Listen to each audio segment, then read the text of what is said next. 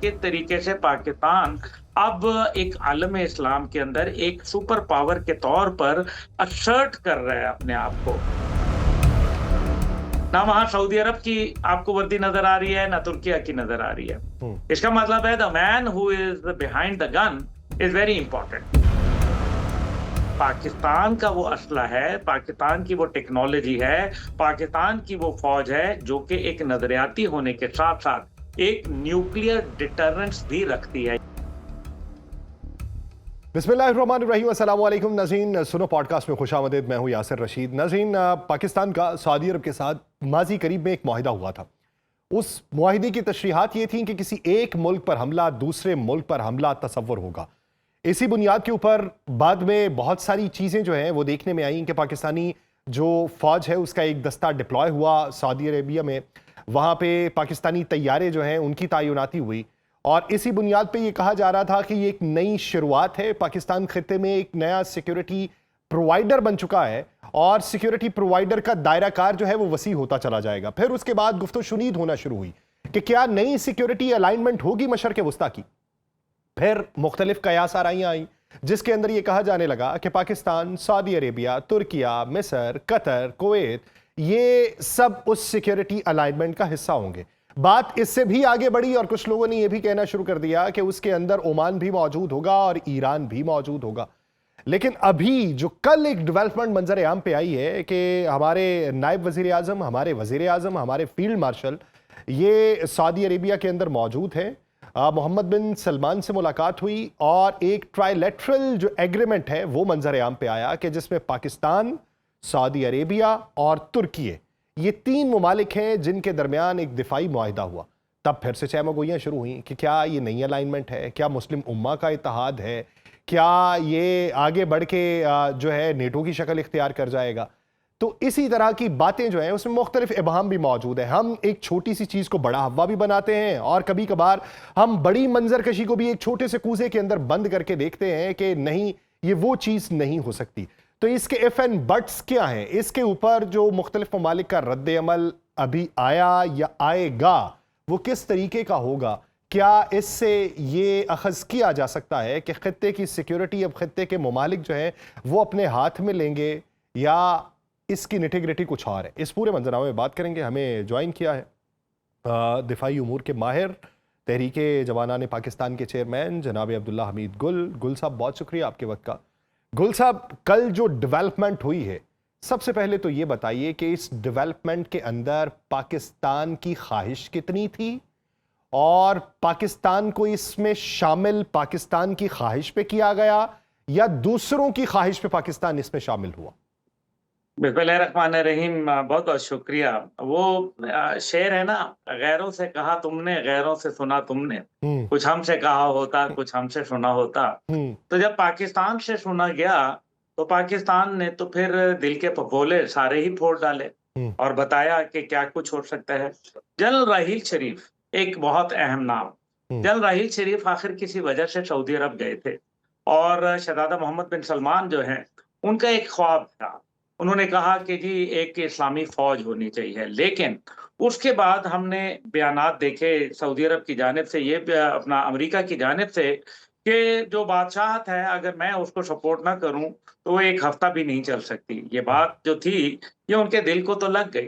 ठीक है कि वो वक्ती तौर पर जो एक इस्लामी फौज और उसका सारा कॉन्सेप्ट था वो कहीं पीछे पसे पर्दा चला गया। लेकिन क्या सऊदी अरब ने जनरल राहील शरीफ साहब को वापस पाकिस्तान भिजवा दिया? हम्म। क्या इस्लामी फौज के जो बुनियादी कॉन्सेप्ट था उससे सऊदी अरब पीछे हट गया? तमाम का जवाब आपको मिलेगा नफी के अंदर। हम्म। इसके बाद फिर हम ये देखते हैं कि अब ये एक नया मुआहिदा आता है। पहले पाकिस्तान और सऊदी अरब के माबैन दिफाई और स्ट्रेटेजिक नौयत का एक मुआहिदा तय पाता है। हम्म। स्ट्रेटेजिक नौयत इसमें ज्यादा अहमियत थी, यानी कि तस्वीराती जो हमारी तरजीहात हैं वो क्या होंगी। और यही वो वजह बनी कि जिसके बुनियाद के ऊपर हमने अब हालात तब्दील होते देखे और उसके ऊपर जो है वो हमने ये देखा कि किस तरीके से पाकिस्तान अब एक आलम इस्लाम के अंदर एक सुपर पावर के तौर पर असर्ट कर रहा है अपने आप को। आप ये भी देखें, कल का जरा मंजरनामा देखें, तस्वीर देखें, बल्कि नादरीन को जरूर दिखाएं जिसके अंदर तमाम सरबराहान मुमलिकत खड़े हैं। शहजादा मोहम्मद बिन सलमान, वजीर आजम शहबाज शरीफ और इसी तरीके से प्रेसिडेंट रजब तैयब अर्दोआन। लेकिन वर्दी वाला एक ही खड़ा हुआ है। ना वहां सऊदी अरब की आपको वर्दी नजर आ रही है, ना तुर्किया की नजर आ रही है। इसका मतलब है the man who is behind the gun is very important. जो बंदा लीड कर रहा है पाकिस्तान का सब हिलाली परचम पहन के और न्यूक्लियर फौज का कमांडर होने के नाते, अब एक तरफ पाकिस्तान की वॉर हार्डन्ड फौज मौजूद है जो कि तजुर्बाकार भी है, सलाहियत वाली भी है। पिछले 3 साल से बरतानिया के अंदर 149 कंट्रीज के जो मुकाबले हुए उसके अंदर नंबर 1 आती रही है कंसेक्यूटिव सतह पे। दूसरी जानिब तुर्किया का असला है जो पाकिस्तान के साथ पहले भी उनके साथ हम मामला चला रहे हैं। TB2 ड्रोन है, उसके अंदर 80 क्लास जो ऑगुस्टा सबमरीन हैं उनकी अपग्रेडेशन हैं। इसके अलावा जो अटैक हेलीकॉप्टर हैं, आपको याद है शाहिद खाकान साहब बतौर वजीर आजम एक अटैक हेलीकॉप्टर का भी मुआहदा करके आए थे। बाद में उसके ऊपर अमेरिका की जानिब से पाबंदियां थी जिसकी वजह से वो मामला खटाई में पड़ गया। इसी तरह से कान जो जहाज है जो कि एक 5th generation stealth jet fighter है, उसका एक पाकिस्तान उसमें पार्टनर है। और इसके अलावा जो मैंने आपसे कहा मुख्तलिफ चीजों के अंदर, जिसके अंदर गजैप बंकर बस्टर बॉम्ब्स हैं जो कि हमने अपने F-16 के लिए तुर्किया से हासिल किए। ये वो तमाम चीजें हैं जो हम पाकिस्तान उनके साथ कोलैबोरेट कर रहा था और सऊदी अरब का और अरब दुनिया का इसमें मुआशी किरदार है। तो ये एक बड़ा डेडली कॉम्बिनेशन है और ये इसलिए यासिर साहब पैदा हुआ क्योंकि एक खला पैदा हो गई।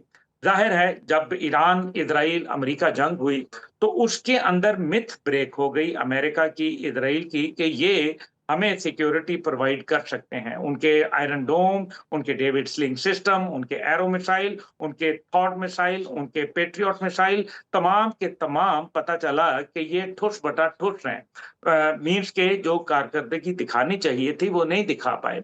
अरब दुनिया के अंदर जो एक अल्टरनेट सोच थी वो पैदा होना शुरू हो गई। सऊदी अरब ने सबसे पहले काम किया उसके ऊपर और इस दौरान आपने देखा मुख्तलिफ मामलात के ऊपर सऊदी अरब और अमेरिका के दरमियान थोड़ी सी कहीं दूरियां भी पैदा हुई। लेकिन सऊदी अरब का जो शहजादा मोहम्मद बिन सलमान का ख्वाब था एक इस्लामी फौज का, वो कहीं भी ना मरा था। अच्छा लेकिन गुल वक्ती तौर पे साहब एक जरूर चीज गया। बताइए सर, एक आमियाना सा सवाल है, आप कह सकते हैं कि ये बहुत बड़ा कोई सवाल नहीं, लेकिन सवाल ये है कि क्या ये इत्तेहाद किसी के खिलाफ है या ये इत्तेहाद अपनों से कुर्बत है? ये इत्तेहाद जो है ये दुश्मनों की नींदें हराम और सजनों के लिए आराम का पैगाम है। ये सीधी सी बात है। पहली तो आप ये अच्छा, देखें इसमें कि जितना इसमें अमेरिकी इसमें असला आगे है चल के पहले ये वो जो बात आप कर रहे हैं इसमें गुल साहब आगे चल के जरा दुश्मन भी क्लैरिफाई कर दीजिएगा। मैं बिल्कुल अभी इसके ऊपर ही आ रहा हूँ। देखें सबसे बड़ी बात यह है कि अमेरिकी असला तमाम का तमाम आप किसी भी मुल्क के खिलाफ इस्तेमाल कर सकते हैं, लेकिन लाडली रियासत के खिलाफ नहीं इस्तेमाल कर सकते इजराइल के खिलाफ। इस वजह से अब जो खतरा है वो इजराइल ने पिछले साल जब 2025 के अंदर एक ग्रेटर इजराइल का नक्शा जारी किया जिसमें सऊदी अरब के इलाके और तुर्किया के इलाके शामिल किए, ये एक अलार्म क्रिएट हो गया। और इसकी वजह से जब देखा कि आहिस्ता आहिस्ता अमेरिका जिस तरह से सपोर्ट कर रहा है और आगे मामलात बढ़ रहे हैं तो फिर तो मामला खराब हो जाएगा। इसलिए पाकिस्तान का वो असला है, पाकिस्तान की वो टेक्नोलॉजी है, पाकिस्तान की वो फौज है जो कि एक नजरियाती होने के साथ-साथ एक न्यूक्लियर डिटरेंस भी रखती है। यानी कि हमारे ऊपर हमला सिर्फ हमला नहीं है बल्कि एक न्यूक्लियर कंट्री के ऊपर हमला है। इसका हरगिज़ ये मतलब नहीं है कि आप अपने न्यूक्लियर एसेट्स मूव कर रहे हैं। इसका मतलब यह है कि पीछे आपके पास जो ताकत है वो इतनी मजबूत है कि अगला 10 दफा सोचने के बाद 11वीं दफा फैसला यही करेगा कि बेहतर है कि अंगूर खट्टे हैं। इस वजह से एक तो इसका पीछे बैकग्राउंड ये है। ठीक है। दूसरी जानिब आपको याद है कि कतर के ऊपर एक मिसाइल हमला इजराइल की जानिब से हुआ और उस हमले के अंदर नुकसान भी उनको उठाना पड़ा, लेकिन अमेरिका का वहां तमाम दिफाई मैकेनिज्म मौजूद था, लेकिन इजराइल के खिलाफ वो इस्तेमाल नहीं हुआ। इस बात ने एक जो जिसको कहते हैं ना कि एक ऐसा फिजा कायम कर दी जिसके ऊपर अरब दुनिया सोचने पे मजबूर हो गई। यही वजह बनी के दौरान जंग कतर और सऊदी अरब ने यूक्रेन के साथ एक दिफाई मुआहदा किया कि हमें फिजाई दिफाई निज़ाम आप फराहम करेंगे। ये अमेरिका के फिजाई दिफाई निज़ाम के ऊपर अदम एतमाद का वाज़े, खुला और दो टोक इजहार था। और अब जो नजर आ रहा है, जो कि जब ये मामलात हुए, जब शहजादा मोहम्मद बिन सलमान ने फोन किया डोनाल्ड ट्रंप को और कहा वजाहत के साथ कि अगर आपने अपने एडवेंचरिज्म को जारी रखा तो ये हमारे अरब मुल्कों के लिए, गल्फ कंट्रीज के लिए ये एक मिस एडवेंचर बन जाएगा और हम आपको ऐसा करने की इजाजत नहीं दे सकते। और साथ ही साथ ये भी उन्होंने बावर कराया कि हमारी सरजमीन और फिजाई हदूद आप इस्तेमाल नहीं करेंगे। ये बात पहले भी हुई थी मई 2026 के अंदर, जब ऑपरेशन फ्रीडम लॉन्च किया अमेरिका ने, तो उस टाइम पे वो सऊदी अरब की फिजा और जमीन इस्तेमाल करना चाहते थे, जब आबनाए हुर्मुज में एक अल्टरनेट रूट जो जनूब से वो इस्तेमाल करना चाहते थे। लेकिन सऊदी अरब ने उस टाइम पे इनकार किया था और उसी की बुनियाद के ऊपर जितने भी पेट्रियट मिसाइल थे और दीगर जो डिफेंस सिस्टम थे वो उठा के जॉर्डन लेके चले गए थे अमेरिकन। और यही वजह बनी थी कि G7 कॉन्फ्रेंस में जनाब मोहम्मद बिन सलमान उन्होंने शिरकत नहीं की थी। ये तमाम चीजें ऐसे नहीं हो रही, बेरब्त नहीं हो रही। 20 जुलाई को मसवदा तैयार हुआ। 20 जुलाई को मसवदा तैयार हुआ, तीनों ममालिक के लोगों को भेजा गया, तुर्किया, पाकिस्तान, सऊदी अरब को। और जब उसके ऊपर एग्री हुआ तो जुम्मतुल मुबारक का दिन मक्का मुकरमा जैसी पाक जगह हरम शरीफ के अंदर ये मक्का के नाम से एक मुआहदा होता है। आपने नोट किया होगा कि ये एक बड़ी बात है। और ये भी मैं जरूर एक चीज यहाँ, ऑल्दो के आपने कहा कि वो आपका सवाल बड़ा रेलेवेंट था, लेकिन यहाँ एक बात मैं आपको जरूर बताना चाहता हूँ। आप सारों को देखें, जितने भी लोग नमाज अदा कर रहे हैं, सब लोग जो हैं वो बिल्कुल जो है वो सीधे होके खड़े हुए हैं। एक शख्स जो कि हमेशा सीधा खड़ा नजर आता है वर्दी के अंदर, वो झुक के खड़ा हुआ है यूं, और वो आपके फील्ड मार्शल साहब हैं। इसका मतलब यह है कि अल्लाह के हजूर वो इस बात के ऊपर सजदा रेज हैं, वो झुके हुए हैं कि या अल्लाह ताला तूने पाकिस्तान को इज्जत का मुकाम अता फरमाया। मैं समझता हूँ it's a matter of great honour and pride for Pakistan, और इसके बहुत मुआशी असरात भी निकलेंगे, वो हम आगे बात करेंगे। दूसरा अच्छा जो अच्छा, दुश्मन है वो मेरा इंडिया मेरा है। सर आपको एक मालूम है कि सवाल इंडिया लेना, सर एक दुश्मन है। सवाल, गुल साहब एक सवाल लेना बीच में। आ, अब ये मेरे जहन की इख्तरा है सर। हमें ये मालूम पड़ रहा था कि सऊदी अरेबिया को अभी ये जो अफजूदा यूरेनियम के हवाले से अमेरिका ने छूट देने की बात की, तो उसे मशरूत किया था एक चीज़ से, अब्राहम अकॉर्ड से। सऊदीया उन ममालिक में था कि जिसके ताल्लुकात थे, लेकिन ये इंतफादा के बाद उसके ताल्लुकात कदरे ख़राब होते चले गए और फिर सूरत इस नहज तक पहुँच गई कि सऊदीया ने वाज़े इनकार कर दिया कि दो रियासती हल के बग़ैर वो अब्राहम अकॉर्ड का हिस्सा नहीं बनेगा, और इस पर इजराइल आमादा होता दिखाई नहीं देता। तो क्या, मैं ये नहीं कहता कि ये नेटो की तर्ज पे इत्तेहाद है, ये नया सिक्योरिटी अलाइंस है, ये क्या है क्या नहीं, क्या हम ये कह सकते हैं कि वो अब्राहम मुआहिदा जिसके अंदर यहूदीज़म, क्रिश्चियनिटी और मुस्लिम्स को इकट्ठा करके इत्तेहाद की बात हो रही थी, ये उसके मद्दे मुकाबिल इब्राहिमी मुआहिदा नहीं, ये मोहम्मदी मुआहिदा है जिसके अंदर खत्ते के दीगर ममालिक और शामिल होते दिखाई देंगे? ये बिल्कुल मोहम्मदी मुआहिदा जो आपने फरमाया, ये वही है। असल में क्या ये नेचर के अगेंस्ट है? तो नेचर इस टाइम पे क्या कह रही है? तमाम दुनिया के ममालिक, जो खास तौर पे मुस्लिम ममालिक हैं, क्या वो अमेरिका से उसके जो भी एक सपोर्ट है नाजायज, जिस तरह से वो भारत को करता है या वो इजराइल को करता है, क्या अमेरिका आइसोलेशन का शिकार नहीं हुआ? क्या सिर्फ अरब दुनिया ही दूर हुई है उससे, या हम पूरे यूरोप को भी देख रहे हैं उससे दूर, कनाडा को देख रहे हैं, उसका पड़ोसी मैक्सिको उससे खुश नहीं है? Then who is happy with America? इससे वजाहत से ये नजर आ रहा है कि अरब दुनिया के अंदर एक अर्ज पैदा हो चुकी है, एक डिजायर पैदा हो चुकी है, एक उनके अंदर तशवीश पैदा हो चुकी है कि अमेरिका आपका दोस्त नहीं हो सकता। और दूसरी जानिब उन्होंने वेनेजुएला के प्रेसिडेंट को जिस तरह से उठाने के मनाजिर देखे, इससे उनके जो मेरे ख्याल में कान थे वो खड़े हो गए। और यही वजह है कि आज ये मुआहिदा जो कि मोहम्मदी मुआहिदा, आप मक्का मुआहिदा कह लें, आप मोहम्मदी मुआहिदा, जिसका बड़ा अच्छी आपने इस्तेमाल की, मुझे बड़ा पसंद आया ये सर बात। Thank you. तो ये जो इसके ऊपर हमने दुश्मन के ऊपर हमला नहीं करना, हम्म। लेकिन अपना दिफा मजबूत बनाना है। और जो मैंने कहा ना कि दोस्तों के लिए आराम और दुश्मनों की नींदें हराम, वो इसी वजह से कि दुश्मन तो पाकि मुसलमानों को तकसीम करता था, डिवाइड एंड रूल करता था। मुसलमान यूनिटी की तरफ जा रहे हैं। जब वो यूनिटी की तरफ जा रहे हैं और उसमें से 3 बड़े मुल्क जो कि आलम इस्लाम के अंदर बड़ी नाम रखते हैं। पाकिस्तान न्यूक्लियर मुल्क है, आलम इस्लाम की वाहिद सुपर पावर है, हर जगह पाकिस्तान पाकिस्तान होता है। कोई तो वजह होगी ना मेरे भाई, पाकिस्तान ऐसे तो नहीं, ये तो हम लोग हल्का ले लेते हैं। दूसरा तुर्किया, तुर्किया का एक अपना एक आपको पता है एम्पायर थी, ऑटोमन एम्पायर थी, और फिर उनकी हिस्ट्री और उन्होंने जिस तरह से अपने आप को असर्ट किया है, आधा मुल्क यूरोप में, आधा मुल्क एशिया के अंदर, नेटो का हिस्सा होना और वगैरह वगैरह, और एक बड़ी मजबूत इस्लामी फौज होना। अच्छा, फिर उसके अंदर रजब तैयब एर्दोगान साहब का आना, जो कि नजरियाती बुनियाद के ऊपर आए, जिन्होंने वहां तमाम जो हिजाब वगैरह पे पाबंदियां थी वो खत्म कर डाली। हद ये है कि प्रेसिडेंट जब अब्दुल्ला गुल हुआ करते थे वहां, मेरे वो मैं उनका हम नाम हूं, तो हम्म। प्रेसिडेंट अब्दुल्ला गुल की बेगम जब गई एक मिलिट्री तकरीब के अंदर, तो उनको अंदर आने की इजाजत इसलिए नहीं दी गई क्योंकि उन्होंने हिजाब किया था, वो प्रेसिडेंट की वाइफ थी, हम्म। लेकिन उनको नहीं आने दिया गया। तो वो जो मामला था उसको ब्रेक किया रजब तैयब एर्दोगान साहब ने, और उनकी भी एक ख्वाहिश मौजूद है कि एक इस्लामी इत्तेहाद कायम हो। हम्म। और सऊदी अरब, जिस तरह मैंने कहा कि शहजादा मोहम्मद बिन सलमान क्यों अहम है, ये बड़ा जरूरी है।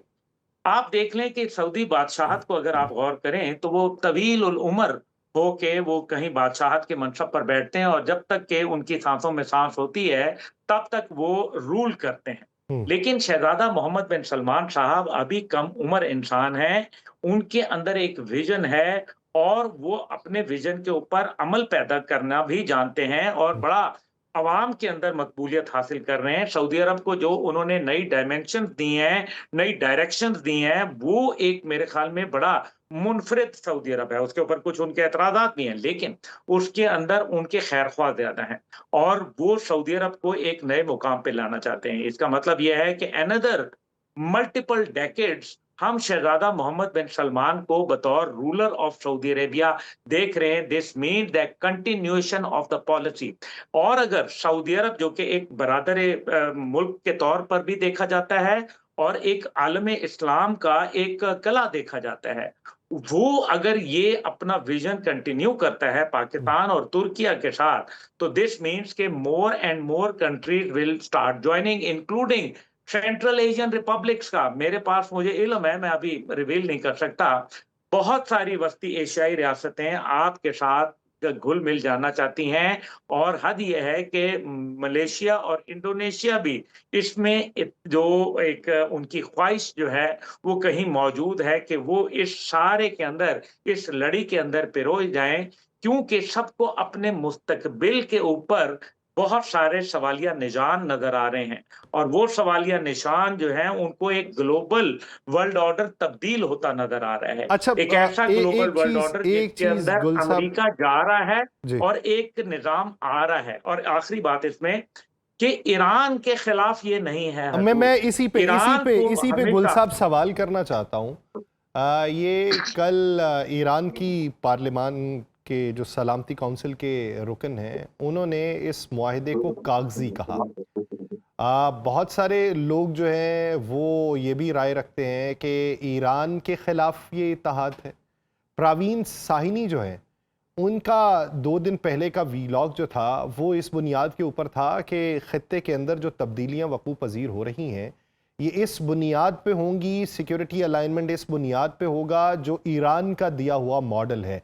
ईरान ने जो जंगबंदी के बाद मशरक़ वस्ता के ममालिक को एक मॉडल दिया था कि खित्ते के अंदर हमें अपना एक सिक्योरिटी अलाइनमेंट बनाना चाहिए। ये जो डिफेंस अम्ब्रेला आप बाहर से इंपोर्ट करके लाए हुए हैं, ये खित्ते को सिक्योरिटी फराहम नहीं कर सकता जब तक खित्ते के ममालिक जैलेन नहीं हो जाते। तो क्या ये वो तर्ज है या फिर वो दूसरी सोच है जिसके बारे में राय रखी जा रही है? और ईरान की तरफ से इस तरह का स्टेटमेंट आना, उसकी वजह क्या? देखिए, मेरे ख्याल में ईरान के अभी क्योंकि हालात जिस किस्म के हैं, वहां कोई एक ऐसा मजबूत कंट्रोल का मैकेनिज्म नहीं है हम्म। जहां मोज़ैक फॉर्मेशन जिसको हम जानते हैं कि उन्होंने तमाम लोगों को इंडिपेंडेंट करके मजबूत कर दिया। आईआरजीसी का एक बड़ा वहाँ मजबूत सेटअप मौजूद है। लेकिन उसके अंदर कुछ ऐसे भी लोग मौजूद हैं जो ज़ाहिर है स्पॉयलर्स का किरदार अदा करते हैं। हम्म, जैसे माज़ी के अंदर पाकिस्तान के ऊपर मिसाइल हमला हो गया ईरान की जानिब से, और आज पाकिस्तान और ईरान आपस में बहुत शीरो-शक्कर हैं। उसकी वजूहात हैं। उसकी वजूहात यही हैं कि वो भी फील्ड मार्शल आसिम मुनीर साहब के दौर में हुआ था हमला, और उसका जवाब भी उन्होंने दे दिया था। और आज उन्हीं के साथ जो है वो एक, जिसको कहते हैं ना गाड़ी छट रही है, वो भी उनका जो है वो सिलसिला है। हम्म, ईरान को ये अभी इस मुआहदात के जो खत-ओ-खाल हैं, उनकी वज़ाहत नहीं हुई। इस हम्म, वजह से कुछ लोगों ने ये इंडिविजुअल सतह के ऊपर तो बयान हो सकता है, लेकिन उनका एक ऑफ़िशियल स्टेटमेंट मैं इसको मानने से इनकार करता हूँ। हम्म, आई थिंक कि सऊदी अरब ने जितनी मैग्नानिमिटी दिखाई है, जितना उन्होंने ग्रेस दिखाई है, इस बार वाक़ई बहुत अच्छा उन्होंने दिखाया है। जब उनके पास हमला करने के मुतअद्दिद जवाब थे, हम्म, तुर्किया के पास भी थे, क्योंकि कई ड्रोन हमले, कई जो है वो मिसाइल हमले वहाँ भी हुए, लेकिन सब ने इसको समझा कि इसके अंदर स्पॉयलर्स कोई बैठे हुए हैं। ठीक। अब ईरान के हवाले से अगर कुछ करना होता तो सऊदी अरब मई 2026 के अंदर क्यों ना ऑपरेशन फ्रीडम का हिस्सा बन जाता, लेकिन सऊदी अरब नहीं बना। ये है वो असल बात।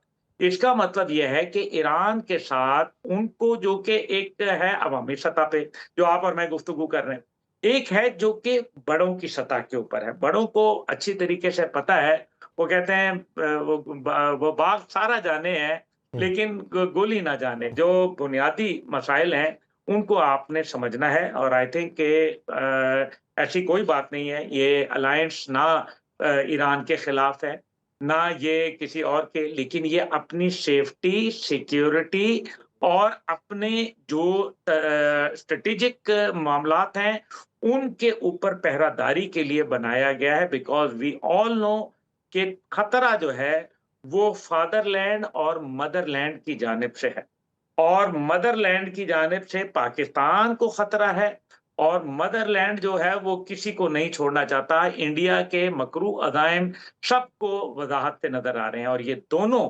स्कैवेंजर्स हैं। ये दोनों मुल्क जो हैं वो किसी और के खुराक पे पलते हैं, और वो खुराक अमेरिका की है।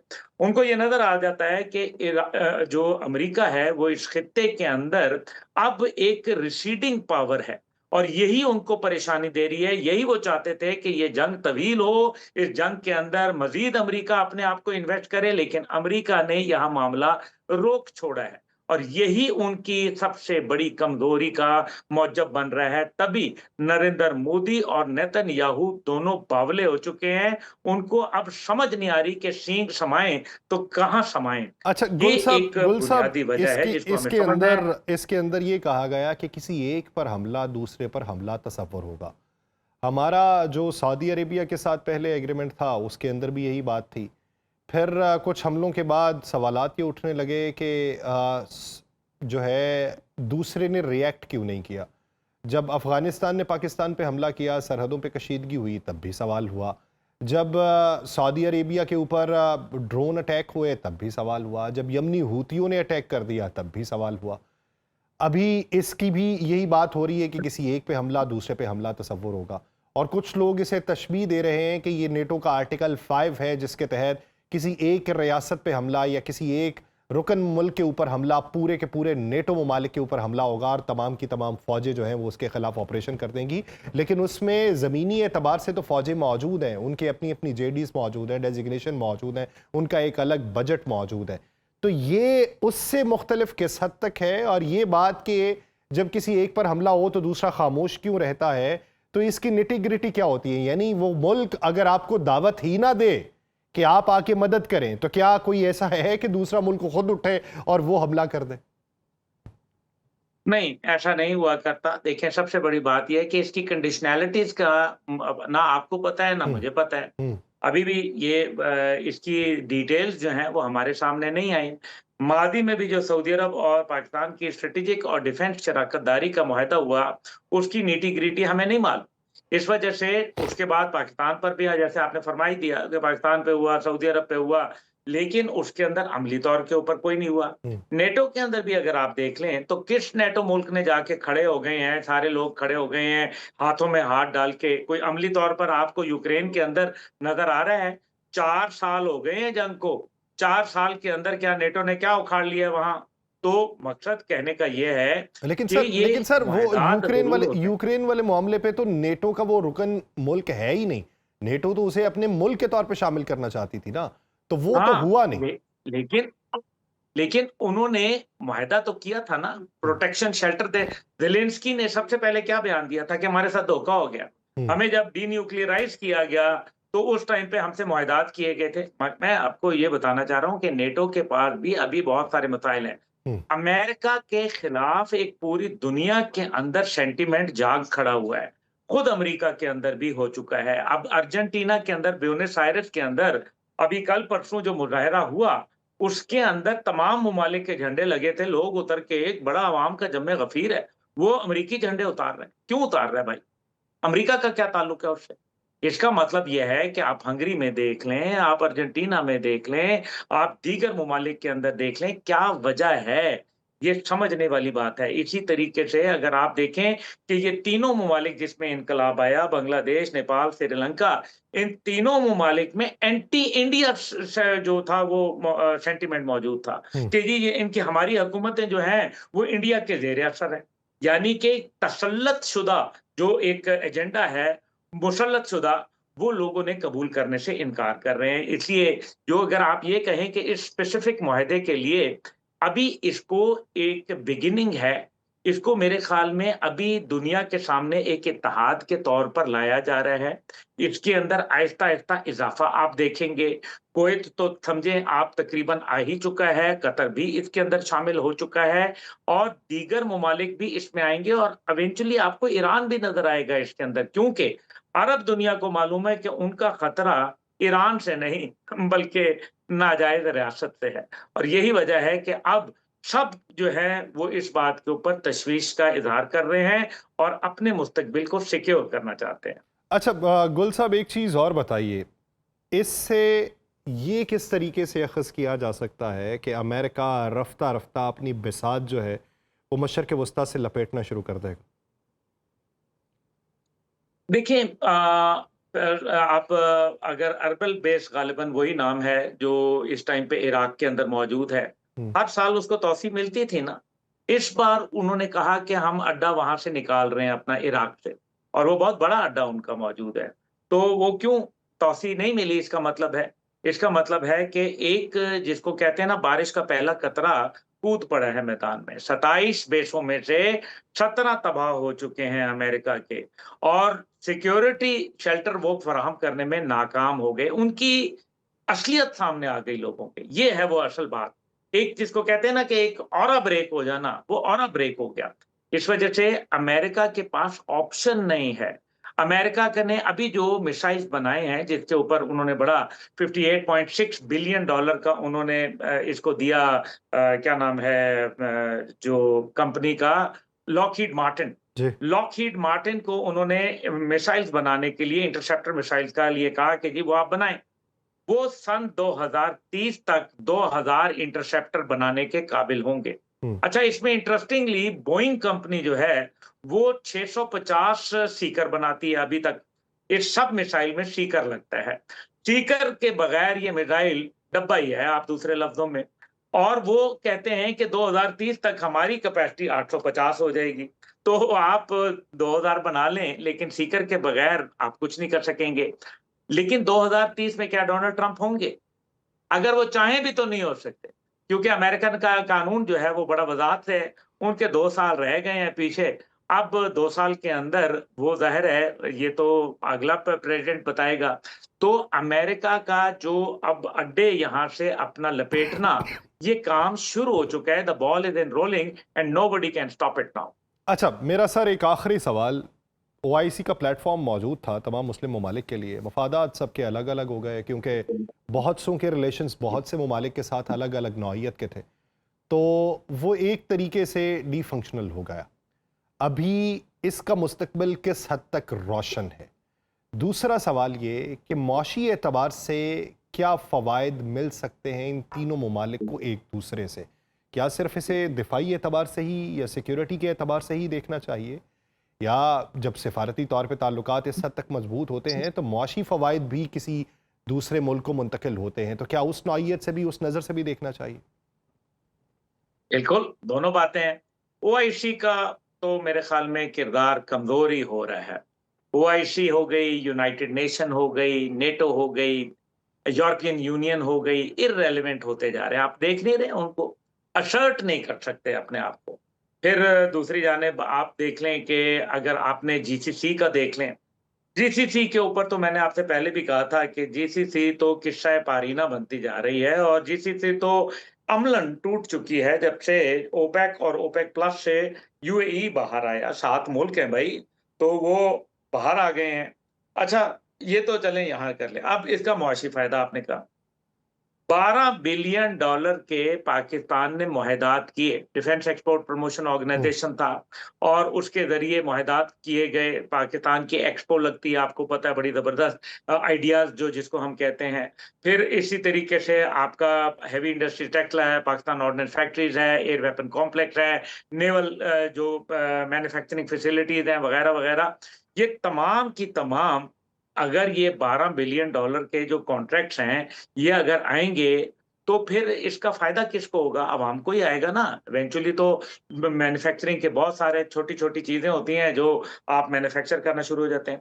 अभी जो सबसे बड़ा जो कि डिफेंस एग्रीमेंट $300 बिलियन का पिछली दफ़ा पिछले टर्म में किया था अमेरिकन प्रेसिडेंट ने सऊदी अरब के साथ, $300 बिलियन। हम्म, अब अगर अमेरिका असला नहीं होगा, तो फिर किसका होगा? तुर्की का होगा, पाकिस्तान का होगा। और अगर ये होगा, तो फिर क्या आपकी मुआशी सतह के ऊपर तरक्की होगी या तनज़्ज़ुली? तो ये तो तरक्की होगी। और क्या खित्ते के अंदर और पूरी दुनिया के अंदर पाकिस्तान की टेक्नोलॉजी और पाकिस्तान के असला और जो तुर्की का असला है, क्या उसकी डिमांड नहीं बढ़ रही? क्या ये नहीं हो सकता कि सऊदी अरब जो है फिर असेंबली लाइन्स लगाएगा पाकिस्तान के अंदर? हम्म। क्या ये नहीं हो सकता कि इस टाइम पे तुर्की का जो इंडस्ट्री है वो आगे बढ़ना शुरू हो जाएगी? तो इसका मतलब तो वज़ाहत से ये आ रहा है कि आपके बहुत बड़ा, और दुनिया में अगर आप मुआशी सतह के ऊपर देखें, तो दुनिया की मईशत जो है, उसका एक बहुत बड़ा हिस्सा, ख़ास तौर पे अमेरिका की मईशत का तकरीबन ऑलमोस्ट 30% हिस्सा जो है, वो उनकी डिफेंस एंड आर्म्स इंडस्ट्री है। और अगर डिफेंस एंड आर्म्स इंडस्ट्री चल रही है, जहां उन्होंने इतनी टेक्नोलॉजी बना ली है, या इतने उन्होंने अपने लिए कम्बरसम प्रोसीजर कर लिए हैं कि अब वो दुनिया असला उनका ना खरीद सकती है, ना खरीदना चाहती है। F-35 ले लूं, अच्छा ले लूं। अब इंडिया ने क्यों इनकार किया था F-35 से? क्योंकि पुर्ज़ाजात महँगे हैं, उनके साथ लवाज़मात हैं, फलाना है। तेजा प्रोजेक्ट क्यों फ़ेल हुआ इंडिया का? क्योंकि जनरल इलेक्ट्रिक के इंजन आने थे, वो अमेरिका ने उनके ऊपर जो है वो पाबंदियाँ लगा दी। उनको जनरल इलेक्ट्रिक के इंजन नहीं दिए। अब ये सारी चीज़ें जो हैं, लोगों को मजबूर कर रही हैं कि वो शिफ्ट करें, हम्म, और यही आपकी तरक्की का राज़ होगा। और जब किसी मुल्क के साथ आपके स्ट्रेटेजिक और आपके जो दिफाई इंटरेस्ट जुड़ हम्म, जाते हैं, हम्म। तो याद रखिए, उस मुल्क का पैसा आपके घर की बांदी बन जाया करता है। उस मुल्क का पैसा जो है वो आपके घर की बांदी बन जाया करता है। सिफारती ताल्लुकात मजबूत होने से दो तरफ़ा ताल्लुकात में मुआशी सतह पे, दिफाई सतह पे, स्ट्रेटजिक एतबार पे और अवामी एतबार पे भी जो है गहरे नफसियाती असर छोड़ता है। बहुत शुक्रिया अब्दुल्ला हमीद गुल साहब इस हवाले से अपना वक्त देने के लिए। नाज़रीन, पॉडकास्ट का वक्त ख़त्म हुआ चाहता है, मुझे दीजिए इजाज़त। आपसे मुलाकात होगी किसी और एपिसोड में, किसी और मेहमान के साथ, किसी और मौजू पे। अल्लाह ने के बाद।